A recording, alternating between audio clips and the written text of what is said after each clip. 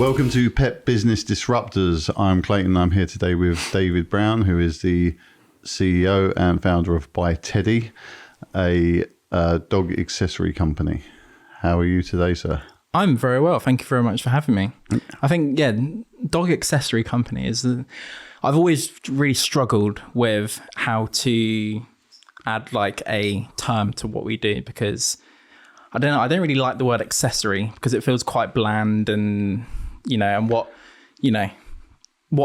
I kind of see is what ByTeddy is it's sort of bigger than that in terms of it's more of we call it a dog lifestyle brand, which feels a bit brandy and a bit, I don't know.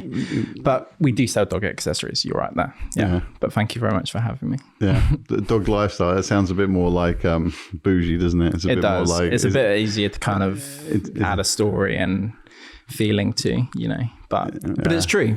That's kind of, we can get into it in more detail later on, but it's kind of where we saw the sort of gap in the space is, there's so many dog accessory brands out there, and you would think, you'd be stupid to want to enter this space because it's extremely saturated and there's so much competition. And that's kind of the opportunity that we saw, where there wasn't really anything out there that really appeased to what we were looking for as, new dog owners. And that was, appeasing to our lifestyle. And, that was the opportunity that we saw. Things that emulated some of the brands that we sort of like and are attracted to in, our own sort of human world. And that ultimately links back to, connecting with our, lifestyle. And we couldn't really find that. So that's sort of the origins, I guess. Yeah. So let's dive into that. Let's just go all in. When you obviously decided you were going to get into the dog market, what was that sort of like pathway you looked at and thought, that's the actual line I want to go on? Okay. How far do you want to go back? Where? As long as you want. So I was born at Royal Berkshire Hospital in Reading. Oh, right, far back? No. Yeah, no. If it's possible to go further back, I'd like to hear it. No. I'm into that weird psychic stuff. But no, I've always kind of had this sort of entrepreneurial spark inside of me, I guess. I started my first business when I was 15 years old, doing like sort of clothing. With one of my best friends from school. Did that for about sort of 2 or 3 years. We made like, I don't know, 20 grand, but for a 15-year-old, nice. You absolutely felt like a millionaire, but that one kind of, very quickly failed in terms of, I'm 15. I don't really know what I'm doing. I don't know how to run a business. It was kind of fueled off naivety, which is probably not too dissimilar to how I act today, to be honest anyway. But did that for a couple of years. Then I got into sort of music and the music industry, started, learning how to DJ, produce music, and did that for quite a long time under the sort of alias A Billion Robots. You can find me on Spotify if you want, but have a fair sort of few million streams on Spotify, and ended up sort of DJing sort of throughout Europe and headlining some shows, which was quite cool and a bit of a surreal experience as like a 18-year-old as well. Like people literally, I remember I played this show in some really weird village in Czech Republic, Pardubice, I don't know. Yeah, anyway. And like they picked me up in the airport in like a limo, and I went with my best friend, and they were like filming me, and they had like water guns filled with like vodka and everything, and they were like shooting it. And it was like me and my friend looked at each other and we were like, what the hell is going on? This is crazy. Anyway, sorry, bit off topic. Did that for a little bit. Ended up going to university, went to Bournemouth University to study business and entrepreneurship, which is a very weird topic to study, because the first thing that they said to me in the lecture hall was, the one thing about entrepreneurship is you can't teach entrepreneurship. It's like, shit, so why am I here? And I very much agree with that as well. It's something that's, learned over experiences and time and just by doing stuff as well. So, I was learning about kind of all of the, the theories of entrepreneurship and all of that kind of stuff, which is really, really interesting. And I think if you're going to go to university, you need to do something that you're interested in. And that was definitely something that, I was quite passionate about and was interested to learn about. And part of like my modules, or one of the modules on the course was, creating a business and, doing that. And that's what I was doing in my final year of university anyway, where I started a alcohol-free cocktail brand called Knocktail. It was like a alcohol-free, canned cocktail, sort of right at the birth of this kind of whole no and low trend, when, it was the rise of sort of the younger generation starting to push alcohol out of their lives. And, it was very, very, very early. This was sort of 2019, 2020. And did that for a couple of years. Long story short, it was a success and a failure. Essentially a combination of manufacturing problems in the UK. Then we ended up getting hit with a big sort of cease and desist letter from a big US company for trademark infringement. But the happy story in the end is that I ended up selling that business to one of our distributors out in Australia, who was doing quite well with the brand. And I told him that I was planning on basically closing down the business, and he's basically offered to buy off me so he could keep the business going in Australia. So that's actually still going quite strong today in sort of New Zealand, Australia. And yeah, then what did I do after that? Then I moved on to working at Unilever. So I did like a 2-year stint working at Unilever, working in sort of like an assistant brand manager role, doing disruptive innovation for Axe, or you probably know it for like Lynx body spray. Yeah. So essentially my role there was coming up with like the future of the brand, which was a really interesting role because, it was working on projects that probably had no light at the end of the tunnel, to be honest. And it was, trying to reimagine a category essentially, which was really, really interesting. And it was a lot of fun, but due to sort of the bureaucracy of working in somewhere like Unilever and sort of these really big, ambitious projects, which were very, very difficult to push through, it was a little bit sort of unrewarding in the end because, I was doing a lot of work, working, long hours, with different countries across the world, but wasn't really getting anywhere. So I ended up leaving there, moved on to Wagamama, where I had like a brand manager role as well. And it was at that time where I was like, I need to go back to do my own thing because I'm not happy in this corporate world. I'm much more sort of happy doing my own thing. And it was also at that time where we started, myself and my girlfriend, thinking about getting a dog. And it was kind of that moment that sort of, sparked this realization of something like ByTeddy being needed, because kind of, I guess how my brain works is like an entrepreneur. I'm always kind of looking at everything and thinking, what's the opportunity? Where's the gap in the market? What's happening in this space or whatever. So even before we even picked up our dog, probably 6-9 months, a year before we even picked up our dog, I'm looking at all of the different products out there. I'm like looking into the space. I'm looking at the research. I'm looking at all of the different things. And like I said, what both myself and my girlfriend very slowly realized was, there wasn't products out there or a brand that was, speaking to us as consumers. There was so much out there, but so much that we didn't connect with, and we didn't feel, happy about purchasing because it didn't really reflect who we are, which sounds quite sort of like hippie and a bit kind of weird, but it's what brand is, and it's what, fashion is essentially, Yeah. Sorry, that was a very, very long-winded backstory about my... No, it's all good. It's all good. No, it's always interesting to hear where people have come from because, you've obviously had quite a sort of diverse bounce around, to be honest, throughout your life so far. Yeah, no, absolutely. And that's kind of... I like doing loads of different things, and I like jumping into different spaces and learning about new things and learning... And, I'm still fairly young, I'm 28. So I have, it's about finding and doing as many things as possible whilst you're young to kind of find what, ignites your passions. So what is it about ByTeddy then that really you decided would set you apart from the crowd?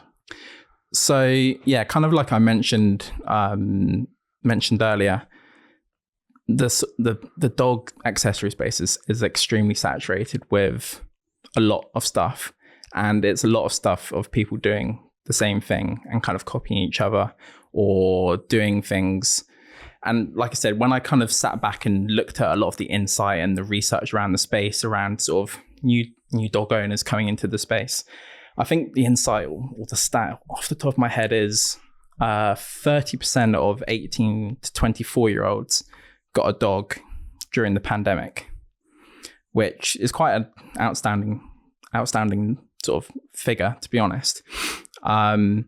And then kind of looking at sort of wider, I don't know, macroeconomic data or whatever it is, there's also kind of insights around 15% of 18 to 24-year-olds said that they never intend of having children. And I think there's this kind of like new wave of people coming into the dog world, new dog owners, younger people who have a very, very different relationship to or perception to dog ownership to kind of what maybe has existed before, where, you know, you throw around this kind of phrase, the humanization of dogs. You know, I think that phrase has been around, you know, probably longer than I've been alive. But I think how that phrase is sort of changed over time and how that manifests nowadays to what it sort of meant before is very, very different. And it's a lot more literal nowadays.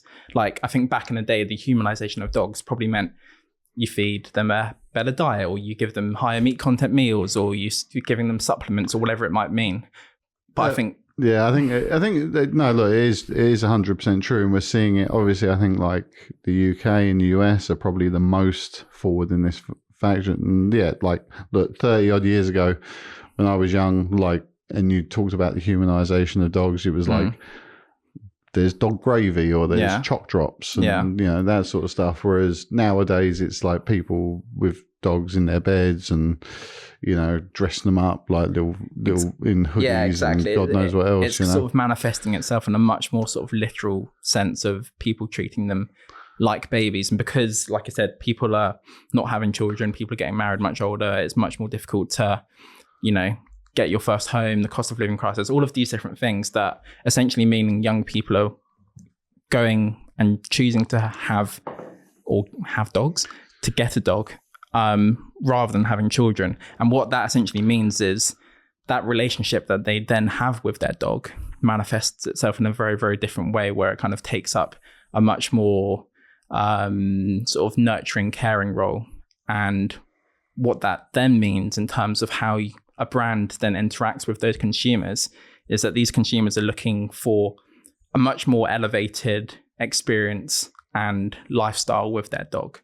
And they're looking for products that not only are the best for their dogs, which, you know, back in the day or maybe not so long ago, it just kind of meant the best sort of functionality, making sure it's really safe or making sure whatever. But nowadays it's making sure that, you know, it adopts and seamlessly integrates with your lifestyle and has that sort of elevation that you kind of want to have as your dog. It's a much more sort of extrinsic sort of interpretation of, you know, what that dog means to you, rather than simply just kind of caring for them as a family pet, if that makes sense. But essentially how that links back to ByTeddy is it's really trying to sort of meet that elevated consumer demand of pet or dog lifestyle goods that meet those elevated expectations of these new dog owners that are coming into the space, that are looking for, you know, the basics of, you know, everything's got to be functional, it's got to work, it's got to be safe. But, you know, I want it to match my style, I want it to reflect who I am as my personality. You know, there's a role, the role for a dog accessories brand is much more extrinsic these days than ever before. And I think, like you mentioned, in countries like the US, and even if you look at places like Korea, Japan, that's much more sort of extrapolated than it is in the UK at the moment, which is why I think, the opportunity for what we're doing and trying to be, you know, a quick and fast mover within that sort of field and realm seems to be kind of working for us quite nicely. So how did you find starting the business? Because obviously, I mean, it's I think the pet industry, it's not the worst to get into, but it's there's a lot of moving parts. And how have you found like the journey so far? Because I know you've just got into Pets Corner, right? Yeah, so we launched in Pets Corner in September. So we launched in 10 stores, sort of they're more sort of flagship affluent stores, kind of on the premise that, we're one of the most sort of premium actually we probably are the most expensive accessory and products that you can find in Pets Corner. So it was a bit of and I think it's kind of the process that they take with most new brands anyway, is you kind of take a bit of a trial, see how it goes before kind of committing to any more stock or expansion. But it seems to have gone pretty well so far. And yeah, we're rolling out to 160, hopefully within the next week or so, to be honest. So our car seat is rolling out within the next 1 or 2 weeks. And then we've got sort of the rest of our lines rolling out to the full estate in February. So yeah, I think it's a really weird one when you kind of talk about strategy, because, there's so many different things and so many different ways to approach it. You've obviously got D2C, sort of, I guess the three main pillars are, D2C, wholesale, retail. And then I guess independent trader, maybe that falls under wholesale. And I guess the way that I've always wanted to approach it, and right from the beginning, was focusing on independent trade and retail over D2C, because as much as D2C is an amazing opportunity, you have the vast reach of, getting out to as many customers as possible and getting your product and brand in front of as many people as possible. We really saw the opportunity for what we were doing in, retail and independent trade in terms of helping them elevate their ranges, because, yeah. I think the problem is, like, when you're a high-end brand like yourself, like, so you the products you're doing are, let's say, in the top echelons of price. Yeah. Trying to convey that effectively, D2C, is really difficult. I mean, it's, like, if you can actually see it physically in the store, you can feel the quality of it. You can look at the stitch, like it's a collar. You can look at the stitching. You can look at how the buckle works and that sort of stuff. And then you can actually ascertain that value through like touch and sight. Yeah. Whereas with D2C, kind of just looks like a collar. Yeah. Do you know what I mean? So it's like, then you're like, you might, I always think like, so it's a bit like, like shoes, for example.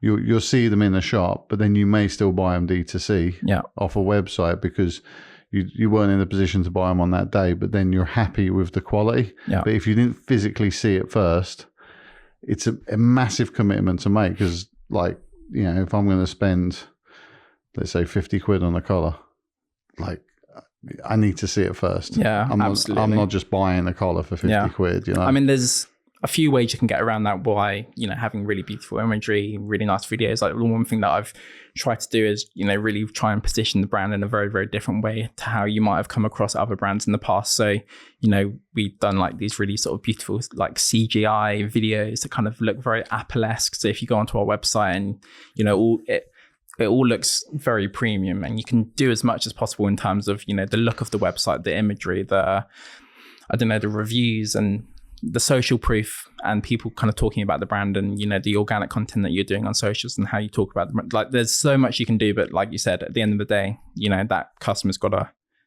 want to press that sort of buy button, and you have to do as much as you possibly can as a brand to convey sort of the premium nature of your brand online. But I think, it goes back to being in retail, because, the countless times that we've had people, messaging us on DMs or whatever with sort of the uncertainty or loads of different questions, we can just direct them to one of our independent stores that we're stocked in, or we can say, you can go find us in Pets Corner, you can go check it out there. And that's been a really, really helpful tool as well, to kind of, help drive and kind of get, customers to convert and get them into the brand. Yeah. Because I know you do like the sort of collars and leads, but what else do you actually do? Like, so sort of the vision of the brand, or where it started, was kind of to be your sort of one-stop shop for everything that you need for a dog, apart from sort of things like food and etc. It's, like I said, it goes back to sort of the extrinsic things that we need as a dog owner, from everything from walking sets to travel stuff. So we do like dog carriers, we do car seats. So we have our sort of two sort of hero products that we found are our boot clay carrier and our cozy car seat, which is, it's a car seat for your car, and it looks really nice. It's a 3-in-1 carrier, so you can put it in the car, you can take it out to the cafe, you can bring it back into the home, use it as a bed. So there's loads of different uses that you can have for it. And then carriers, much more suitable for sort of smaller dogs. But I think dog travel products are becoming extremely popular at the moment. And what we found from launching is, those have been our sort of hero and iconic products. And I think how they differ to sort of everything else that's out there on the market is sort of the attention to detail that we take, I guess, into the detail. So really being quite particular on the types of fabrics that we're using, thinking about fabrics that are popular in, people's, own homes and interiors. So like boot clay, for example, is a very popular sort of interior design fabric that's used.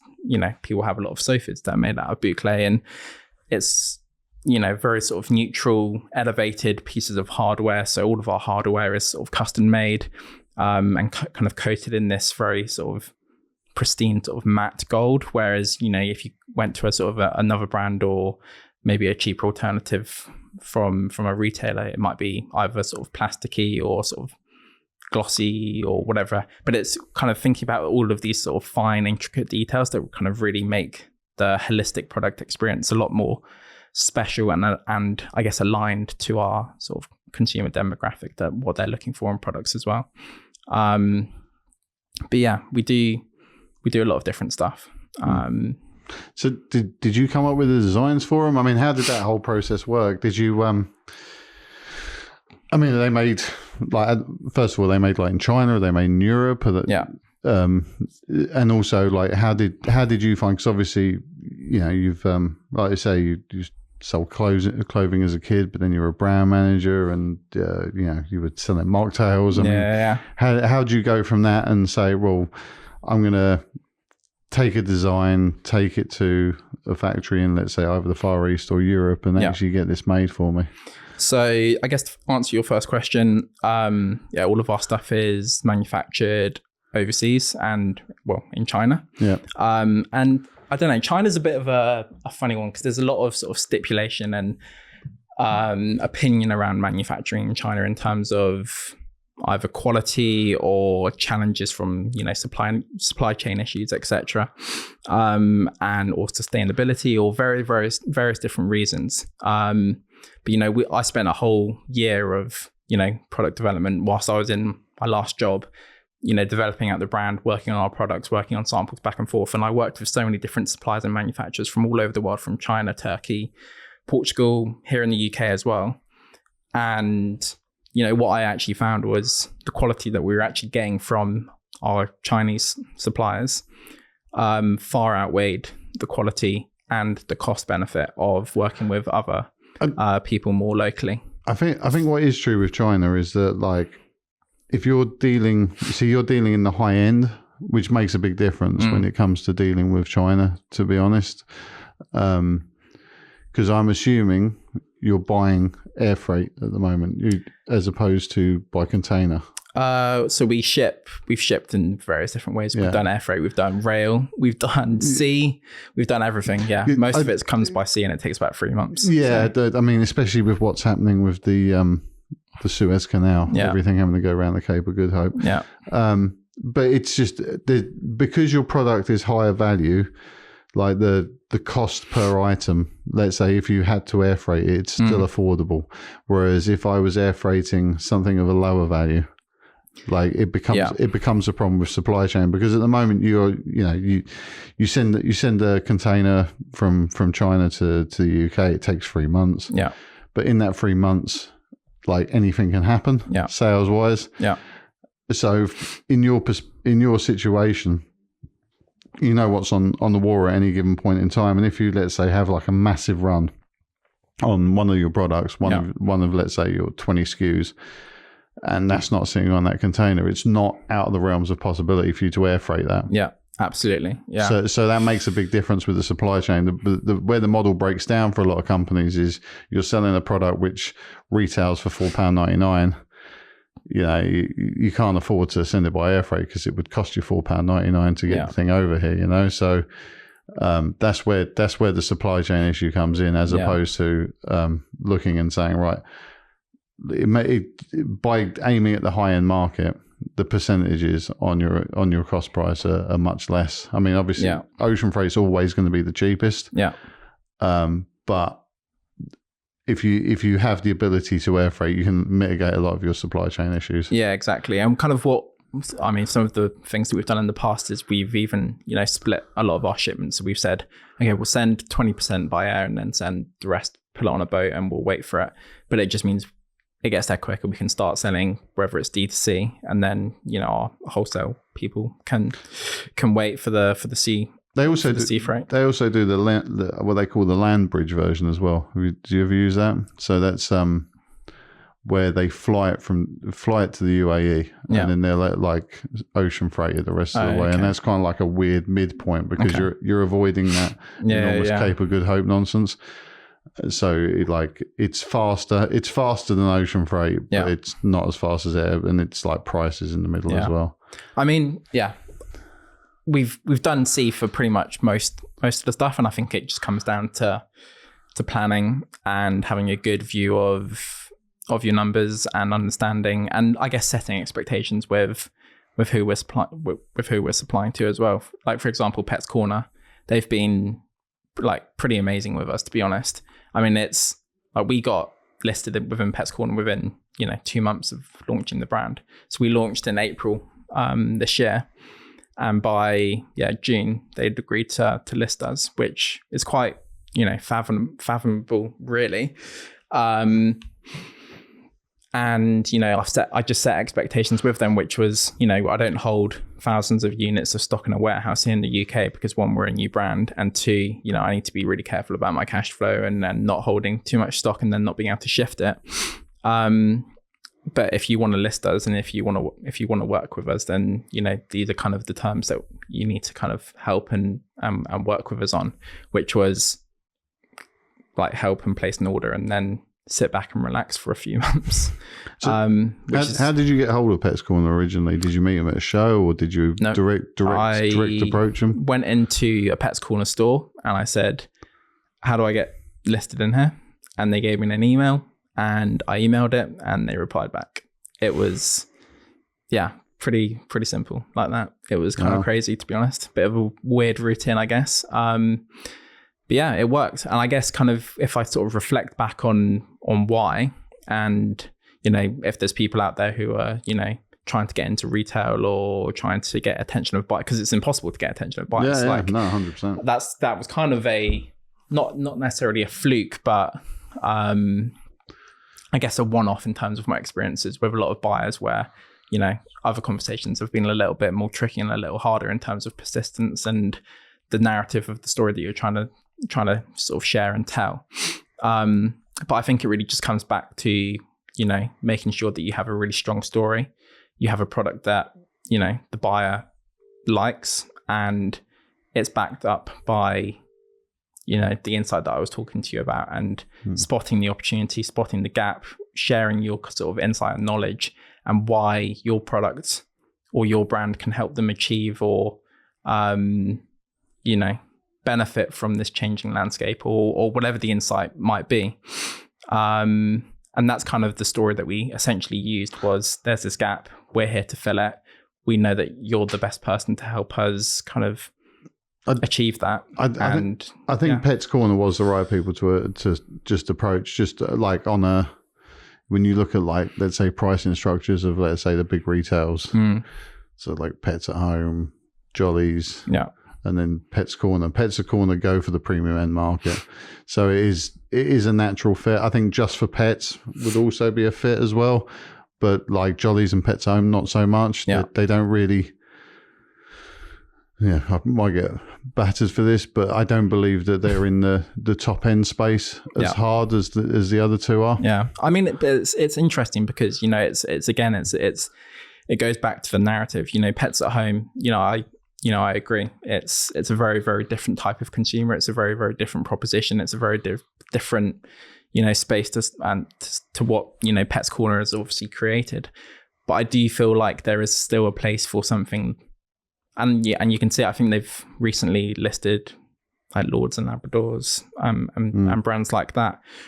And it all goes back to, again, this new wave of consumers that are coming into the space.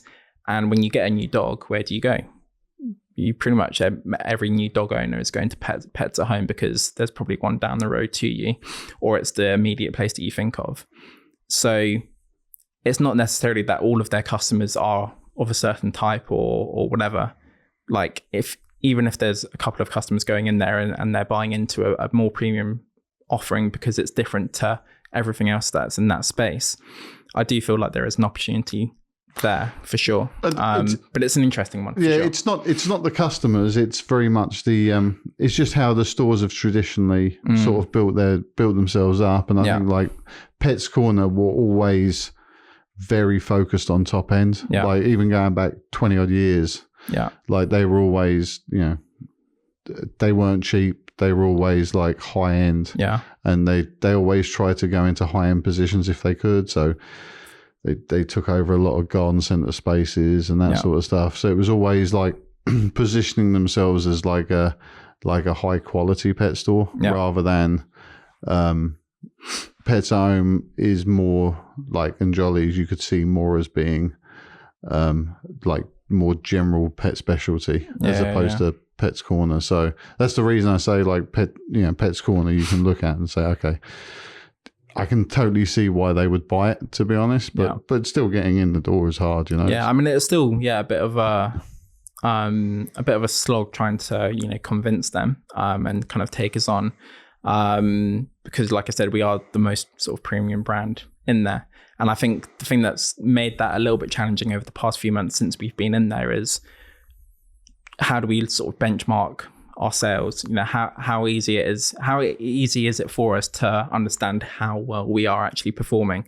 Because we're benchmarking ourselves against a lot of their own branded stuff or cheaper competitors, and then a lot of our products that are in there as well are completely new for them as well. So I'm sure they've had carriers in there in the past, but they didn't have a dog carrier in there when they listed our dog carrier. So how do you kind of compare? How do you know that something's doing well? And like it's going to be the same story for our car seat as well. They've never had this is the first time they're going to have a car seat listed in their store.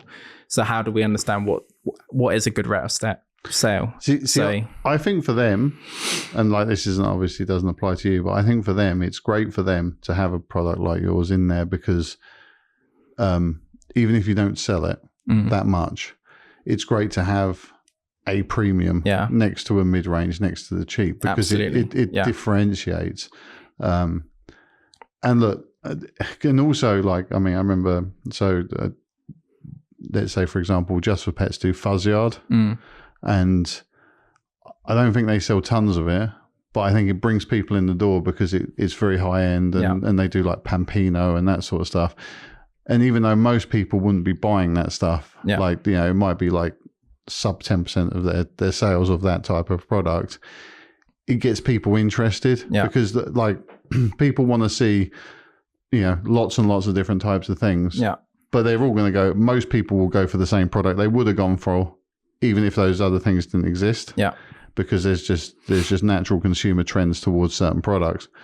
But actually having that stuff is important because people want the option of the high end, or they want to say, well, actually, I would like to have that when he's finished growing, or at Christmas, or for a birthday, or some special occasion, so it's important for those shops to actually have that type of product in there, even if the sales aren't like electrifying. Yeah, absolutely. And I think, I mean, we can talk about Pets Corner we can make this a Pets Corner podcast if you want. Yeah, that's right. But, exactly. But I think, I mean, the thing that we've really, really enjoyed about working with Pets Corner is, I think, like you said, it's a very, very different, store proposition to something like Pets at Home, where I'm not saying the Pets at Home staff aren't well trained, but the Pets Corner staff are extremely well trained. They know, what they're talking about in terms of not only kind of advice in terms of sort of nutrition and food on the brands that they stock in there, but about all of the different products. So, when we got listed in there, the buyer would send them a one-pager about our brand and about our products. So it means, they're really, they know a lot about how to kind of talk about us as a brand. And how to sell our products in the right way and knowing all of the different features. And yeah, I think that's been quite instrumental in terms of, you know, that kind of closeness between the staff and then the shoppers that come in. I guess the second part is, so Pets Corner do these things like the puppy socialization things on a Saturday morning. I don't know if it's in all of them, but I think that's something that's really kind of interesting for us as well, because a lot of our products are very much catered towards, like I said, new or first time puppy owners, like our car seats and our dog carriers as well. So that's kind of like a really interesting thing for us as a brand to understand, how do we tap into that kind of new cohort of consumers that are coming in. And I guess it's also, you know, when we got listed in the first 10 Pets Corner stores, you know, we went around every single one, we're looking at sort of the products and how they were merchandised on shelf, speaking to all of the store managers, you know, filming content for them, putting that out on our social medias, and really kind of showing our commitment to wanting to help it make it work in store, which I think not only did they really value and, you know, really, I guess, enjoy watching our content as well. But it really helped us, you know, getting that sort of close relationship and, you know, knowing these store managers on a, you know, first name basis, and, you know, telling them all about the brand, telling them all about our products, asking them questions about, you know, customer feedback and understanding, you know, the things that are working well or the things that people are saying or the opportunities for new products or new categories that people are asking for, but they don't have in store. And, you know, I think that's a really important thing as a brand owner to be able to have, is that kind of tight knitted, close relationship, not only with the buyer, but with the actual store managers of those stores as well, which is something that Pets Corner, I think, is, being very, very beneficial. And have you found the journey trying to get into independence? Because obviously the independents are Pets Corner. Yeah, once you're in the door, you're in the door. You kind of get into 10, you get into 160, and then you sort of build up. Have you managed to get into many independents, or? So we're in about 36 independents across the world. That's across 8 different countries. All right. Okay. So we started off sort of central London. So we're in a lot of the sort of main, more sort of premium independent stores in London. So places like Love My Human in Chelsea. There's Urban Mutt in Westfield. George's Boutique in Wimbledon. Big City Dog in Kensington as well. Sort of places like these, which are much more sort of boutique-y type experiential stores. So they're kind of like concept-y stores where, you know, you can go in. It's obviously like grooming. Some of them do daycare. Well, Urban Mutt is like a doggy hotel, but they all have their kind of retail spaces as well. And these were sort of some of our very first, early adopters or first customers. And like, again, we've kind of kept really, really close relationships with them. We deliver everything by hand, in person, and have really great relationships with them. And again, it's being able to go into those stores and, you know, just be human and have a personable relationship with them and be able to show them our products in person, tell the story of the brand, and again, understanding what their customers are saying about our products and our brand, and being able to be sort of flexible and adaptive with that. So So you piqued my interest. 8 countries. Come on. 8 countries. Oh my God. What are they? So UK, Belgium, Switzerland, France, Germany, Spain. Did I say Switzerland? Yeah, you said Switzerland. It's like a quiz, isn't it? Oh my God. Holland. Holland, Netherlands. I'm not supposed to be guessing. We've got 4 in Netherlands. Netherlands is... And you know what? This is actually really funny. So you can see on like a map, like all of our wholesalers, and our 4 stores in Netherlands are all within like the same sort of radii of each other. Oh, really? And they're really, really close to each other. And I think one of them has, or 2 of them have like beef with each other as well. And it was like, she ordered your brand because I ordered your brand, and she always copies me. Blah, blah, blah. And it was quite funny. Netherlands are always like the first adopters of Europe. I would say it's where products in Europe go to like be born or die. Like in the EU market, the Netherlands is always like, it's like the first adopter market of Europe. Because they just like they're very open to like absolutely. different languages. Yeah, and I think again, like it goes back to the different relationship or the types of products that they're looking for their pets versus kind of the UK audience as well is, very, very different. And it goes back to style preferences. It goes back to, it goes back to fashion really at the end of the day. And, different countries have every different person has different fashion interests or styles or whatever. But it's really interesting to see kind of the types of products or the things that are working in different countries for sure. Yeah. No, it's interesting. So all European countries though, anyway, nothing outrageous. Yeah, no, not in the US yet. I mean, we have like a lot of D2C orders over in the US, but no independent stores quite yet. Yeah. But yeah, I think like we use Fair, like the wholesale platform. Do you know Fair? Yeah, I know, so that's been really great for us because you would think, oh, why are we kind of focusing on like trying to get into all of these? It must be like a logistical nightmare trying to get everything over to all of these different European countries. But on Fair, they pay for the shipping, they pay for the customs duties, they pay for the stock. We just send it really. So it's not really any sort of pain on our side. And if it means, getting the brand out there into more countries and more people and, it's great for us. So, yeah. And it saves you actually having to take positions. But I guess long-term distributors would probably be the way to go in those countries. Absolutely. Are you going to Zoomark? To where what? Zoomark? Mart. Yeah, Mark? Zoomark. No, I haven't heard of that one. So Zoomark is, so you've heard of Interzoo, right? Yeah. Okay, so on opposite years to Interzoo, because next Interzoo is 2026. Yeah.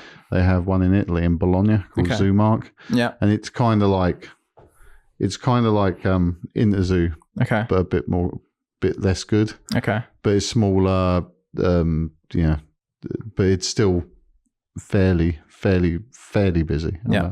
I'm not a massive fan of Zoomark, but look, if there's nothing else on in Europe which is as pan-European as Zoomark, so yeah, so that's on in March, I believe. Okay. So if might be worth traveling over and having a look. So yeah, no, absolutely. I think when was it? March, I believe. Okay, cool.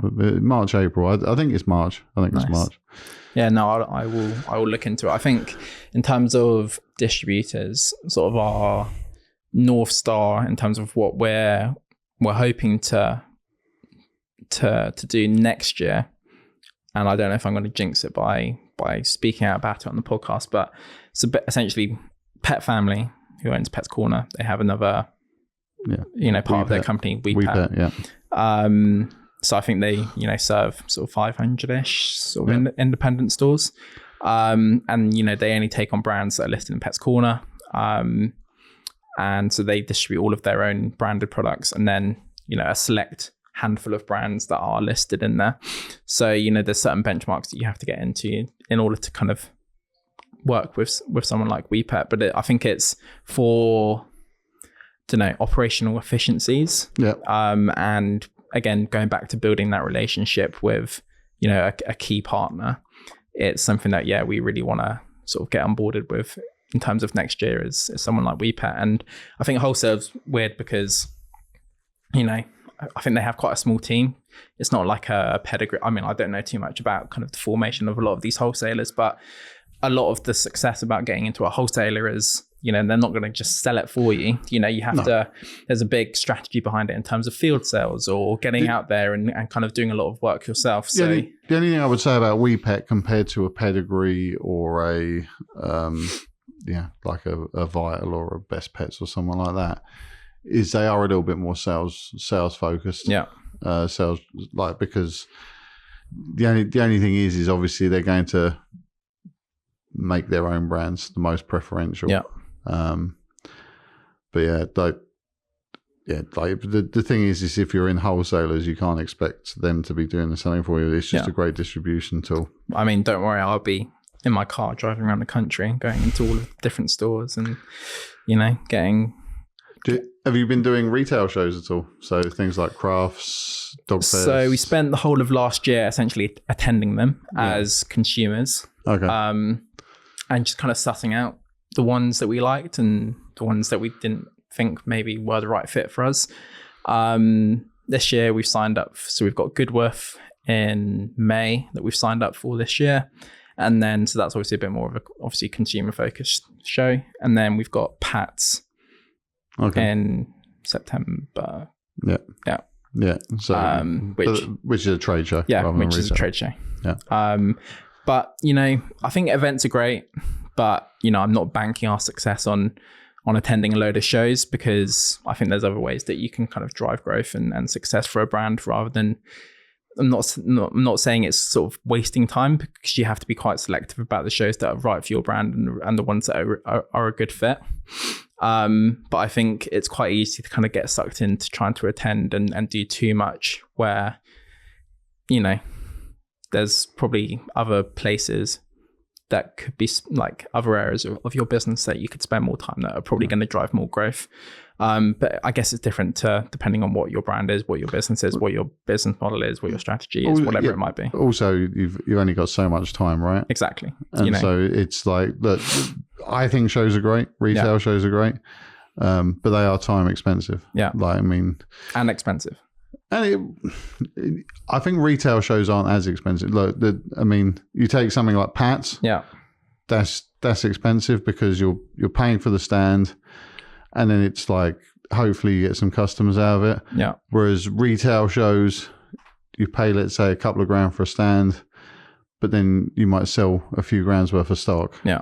And that kind of semi pays for it. Yeah. So it's not as expensive operationally as doing a trade show. Trade shows are very expensive operationally. Yeah.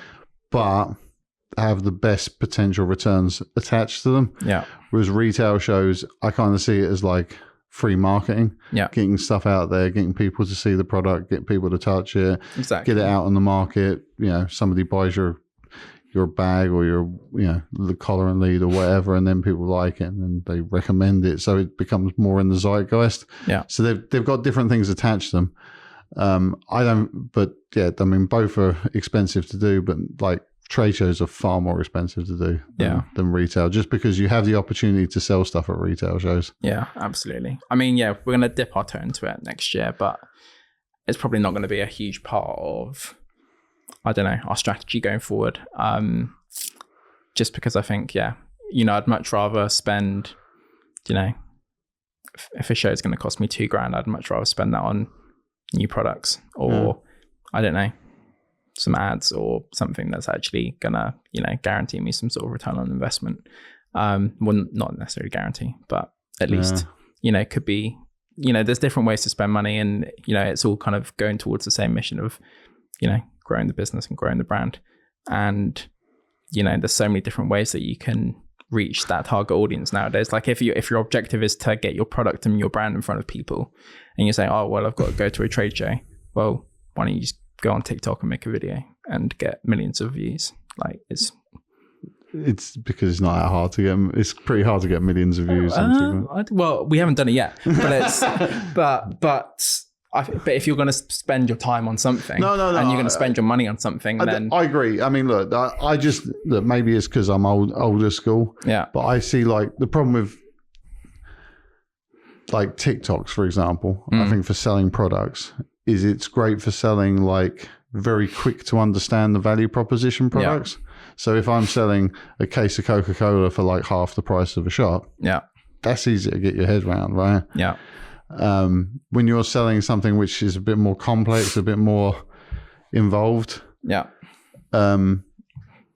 it's harder to get people involved in short form. And then the problem on top of that is that like getting that in front of the right people, because it's not going to trend. It's harder to get it to trend as high unless you've got like a product which is absolutely like serving an exact like need, which is very easily definable. Yeah. So for example, like Dog G8, who are on the podcast, they have a product which really serves the need, really serves the function. You really understand it when you see it. It's a gate that goes across your front door, which is like, you know, it makes total sense. Quite very TikTokable. I think like with most things though, it's harder to get that TikTok steam behind it. And when it comes to influencers, it's hard to get influencers. Like, you know, you kind of need to work with lots of micro influencers, and then that's a lot of time. And then are they really promoting it right? And do you really get and it comes back to that same thing between, I see a high-end product on your website, I see it on an influencer, but again, I'm not touching it and feeling it. Am I getting that full value proposition out of it? And that's why I like in-person stuff, because there is something behind it. You know, there is like somebody actually touching and feeling the product and actually getting it into people's hands and getting it out into the wild. And that's why I like it in stores. That's why I like store distribution, like getting it around Pet's Corner. Will drive sales even outside of Pet's Corner. Yeah, absolutely. I mean, I think, going back to thinking about the demographic that we're trying to speak to and trying to interact with, you know, that's where they live, is on TikTok and on Instagram and on YouTube. And I think you'll be pleasantly surprised about how much they're actually willing to spend on these platforms and be influenced on these platforms without that physical interaction with the products. I mean, using one example, one of our wholesalers in Belgium, I want to say, I mean, she bought, I think, 8 car seats from us, and she just made a TikTok. It only got sort of, I mean, not only, but it got like 30,000 views or something. But she sold out on all of those car seats from that one video, and then placed a reorder straight away. And it just kind of goes to show the power of, you know, just showcasing the product on these social platforms and doing it in the right way for the brand and so forth.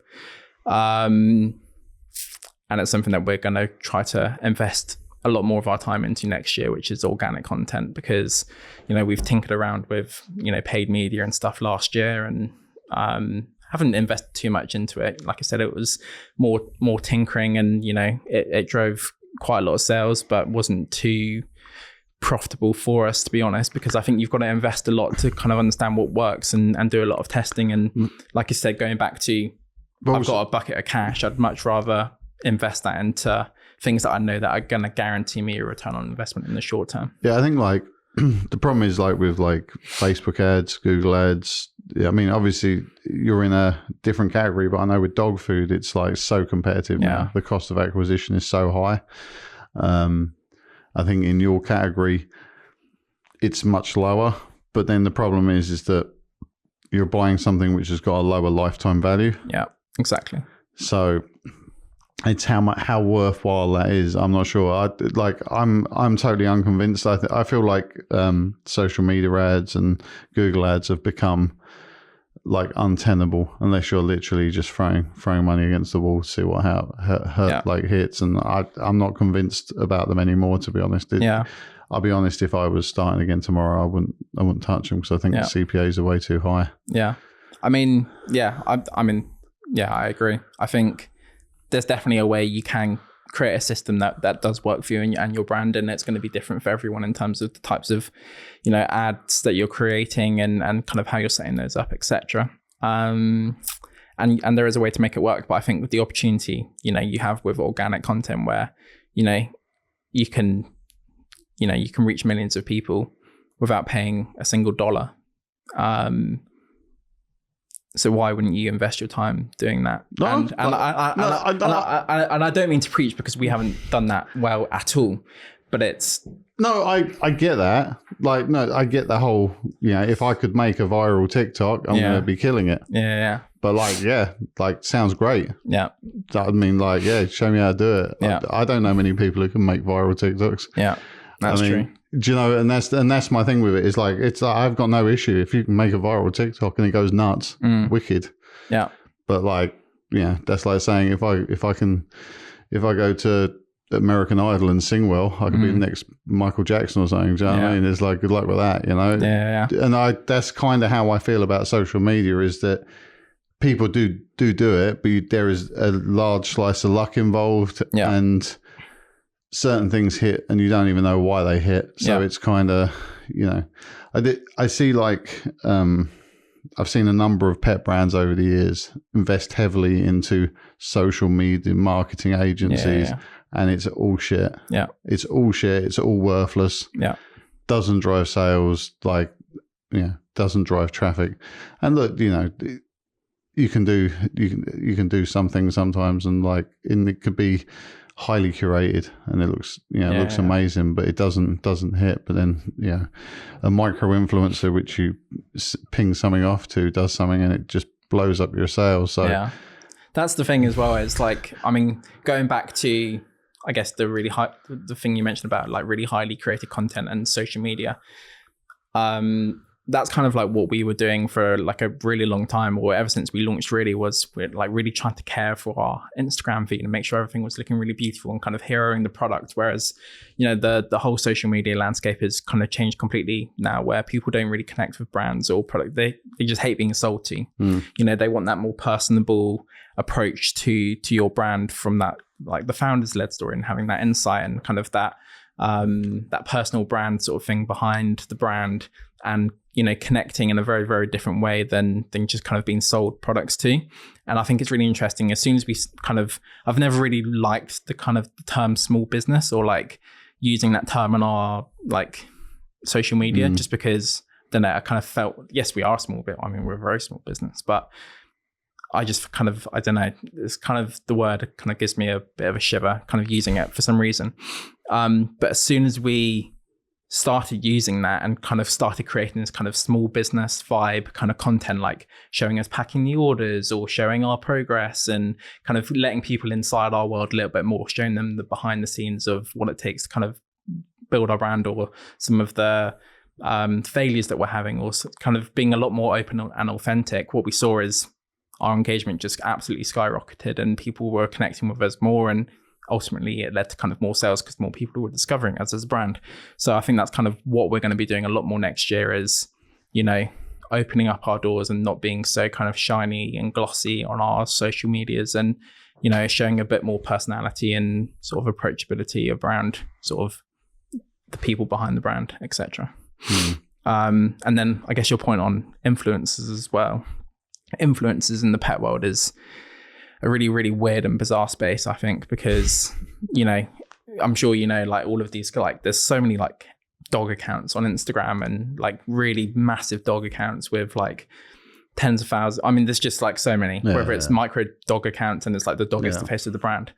And then, but what we found is when we've kind of like done sort of gifting and kind of have used a lot of these accounts, they don't actually turn a lot into sales. The return on investment on some of these brands have been like really, well, if anything, like zero, like really, really bad. But as soon as we kind of changed our strategy and started using like human influencers who have a dog, and it's more sort of these lifestyle creators that you're probably more familiar with within like the fashion space, we saw the return on investment, well, not even return on investment, because we've only ever done free gifting. We've never really we've never paid anyone to post about us. But it's these kind of like human lifestyle creators that have a lot more, I guess, influence over their audience, that we've seen working for us a lot more. And it's what works with and aligns with our brand a lot more as well. And then I guess the other one was Amanda Holden, who bought some of our products. We didn't gift that to her. It was just like a completely like random order one Saturday. And then she posted about it on her Instagram story without us even asking her. All right. And then it went absolutely wild. So I think it's kind of things like that seem to work quite well. Like, I mean, look, organic traction is the best. Yeah. Like when people are literally buying the product and then recommending it. Yeah. I mean, I always found that with like, products I used to have on forums. You get one person, they like recommend it on forums, and then you just sell shitloads of it. Yeah. But you have to get things out into the wild for that to happen. I'm assuming like, absolutely. Did she buy it D2C? Did she? Yeah. But she's obviously found that somewhere.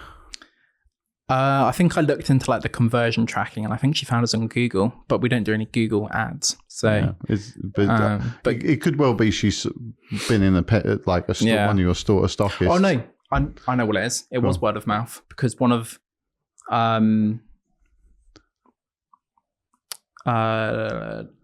so she presents Heart Breakfast Show, and one of the producers on that show had bought from us in the past and recommend, and she got a new puppy. She adopted a new puppy from Battersea, and she recommended our bag and stuff to her. Yeah. That's what I mean. It's that, but that's why I say all the time about getting stuff out into the wild. Yeah. That's why I'm obsessed with getting products into people's hands, because if your product's good, people will happily recommend it. Yeah. And absolutely. Do you know, so like a producer's there with, it's got like, or, she's gone around her house and it's got, I like that, whatever.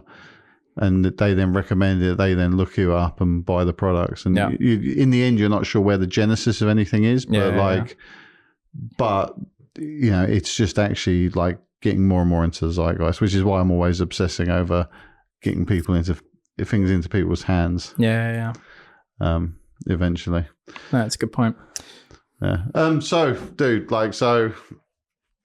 what's the plans going forward? What new products you got lining up? You got anything exciting? So, I mean, 2025 planning basically starts, at the start of 2024, essentially, especially when like you said, you're working with suppliers in China. And I guess going back into our sort of product development process, all of our products have taken at least sort of 6-9 months to kind of develop, because we go through various different iterations and rounds of sampling. And then we like to, test and use the products ourselves with our own dog for, at least 3 months as well, to make sure that, the functionality is there. It's, has the durability and kind of, can stand, the test of time. So we spend a lot of time and a lot of detail in that whole product development process. So yeah, all of our 2025 planning has really been going on for probably about 6 to 9 months now, to be honest. And it's all about doubling down on the things that have been working for us. So going back to like our travel products, so kind of line extensions in terms of new colors, and also new styles. So new styles of car seats that people have been asking for, whether that's different materials, more sort of waterproof materials, larger sizes for larger dogs, one that fit 2 dogs, whatever it might be. And then expanding into sort of new categories as well. So whether that's home, so beds for the home, things like dog-friendly candles, and then clothing as well is probably our sort of big bet for 2025. Because there's a big opportunity, I think, to do clothing for dogs a little bit different, because I think the perception with clothing for dogs, more so in the UK than any other country, is it's a bit sort of gimmicky and a bit sort of, seasonal, whether it's, you get them a Christmas jumper or you get them whatever, or the flip side, quite functional, like Equifleece, is a brand that I really admire in terms of the cult-like audience that they have following them. Like everyone's got a bloody Equifleece, and everyone only has good words to say about an Equifleece. Or when you're out on a walk and your dog's wearing an Equifleece, people just know it's an Equifleece, and they don't do any marketing. It's all word of mouth, going back to what you were saying. Yeah. But anyway, back to my point, it's either very, very functional or very seasonal, and no one's really kind of, again, tapping into this space, which is kind of a hybrid of functionality, style, sort of aesthetic, and doing it really, really well. But dog clothing is very hard, and that's taken us a really, really, really, really, really, really long time to get right, and we're still not quite there yet. Because it's very similar to baby clothing, but baby clothing manufacturers don't know how to make dog clothing, and dog clothing manufacturers have much lower standards to baby clothing manufacturers. So it's a lot of education. We're working with like fashion designers at the moment who, again, it's impossible to find a fashion designer who can design dog clothing. So there's an element of education there. And then it's about educating manufacturers on, how to design and do the right types of sizing and the right cuts and the right fits, the right materials, have the right quality standards. And it is very, very challenging. But we're very close to getting it really, really right. And it's something, we're very excited for towards the end of next year. So wicked. But lots of stuff coming. So stay tuned. Awesome. Dude, great to have you in. If people want to get hold of you, what's the best way of doing it? Best way to get hold of me, you can either send a Instagram DM to ByTeddy. So it's at ByTeddy on both Instagram, TikTok. If you want to email me, if you're an independent store or a buyer or whoever you might be, you want to get in touch, then it's just david@byteddy.co. Not .com, not .co.uk. By as in BY. ByTeddy. Yeah, just otherwise, you know what it's like. People be putting BUY in or something, or BY. Exactly. So cool, man. Cool. Thanks very much for having me. Yeah. Very impressive setup as well. So also I had to say I really like your intro for this podcast, the music.